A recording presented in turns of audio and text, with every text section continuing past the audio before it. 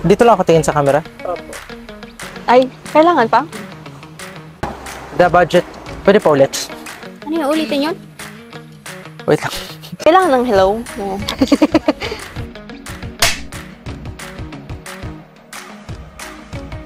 Hi, this is Mark, the producer and assistant director of Haraya Film Production. What is your role in making sure the film gets completed? So, the producer is mainly in charge of overseeing the production or how it is going. Also, we're in charge of how the budget is being allocated and the quality control and assurance of also the sets. And the producer also makes sure that every scene is taken from the first part to the last part. How do you manage the budget and resources? So, in terms of the budget, we make sure that every piece of set or costume that is being used in the film is not expensive, but also not cheap in quality. We also make sure that the budget is being allocated accordingly in order for the film to not lack any important detail from the set, the costume, also the snacks and the necessities that the cast and the staff needs. Can you give us a little background about the main job of an assistant director on set? As an assistant director, we make sure to be of help to the directors in checking the blocking, the line delivery, and also the overall presence of the actors in order for them to not miss any detail that needed to be conveyed in the film. How do you handle the schedule and ensure everything stays on track? We make sure that the time is used right because as they always say, time is gold and gold is expensive. So may I go now because I still have an appointment to attend to. Bye. Hello everyone, I'm Cleofe Ibon Alvarez and I'm the makeup artist of Haraya Film Production. How do you create the look for each character? Do you have inspiration with you when doing the makeup?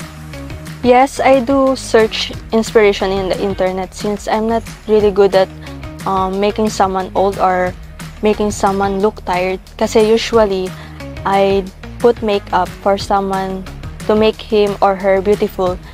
But this time, it's a bit challenging for me. What's the most challenging part in doing those makeup? Is it putting the makeup or using your own makeup set?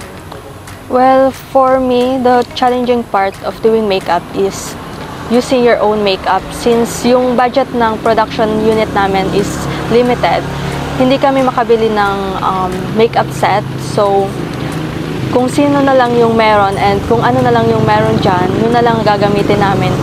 And kailangan na lang apply ng creativeness. Hello everyone, this is Sophie Ashley speaking, the director/cinematographer of Haraya Film Production. What do you consider when setting up the shot for a scene?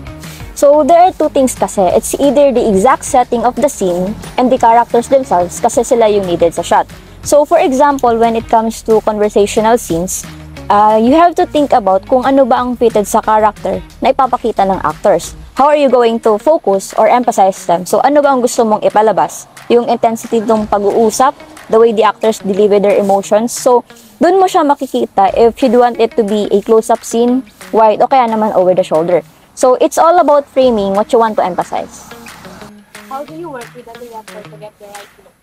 So I'm also a director, so medyo given na siya. But since dalawa kami together with Sarah, so ayun, to connect lang with what I said, you just have to communicate kung ano ba yung nai-envision niya na mangyayari sa scene. So kasi pag nasa scene ka na mismo, ibang-iba na siya with how you first expect it to be than the actual. So in my case, if we take a certain shot na hindi naman masyadong fit sa scene, you can always have suggestion o kaya naman para sure, you can just take all the shots para no regrets after.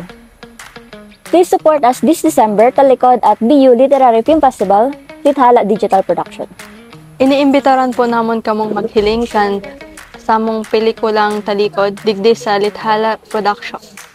Inanyayan po namin kayong panoorin ng aming pelikulang talikod sa Lithala Digital Production. Abangan ngayong December.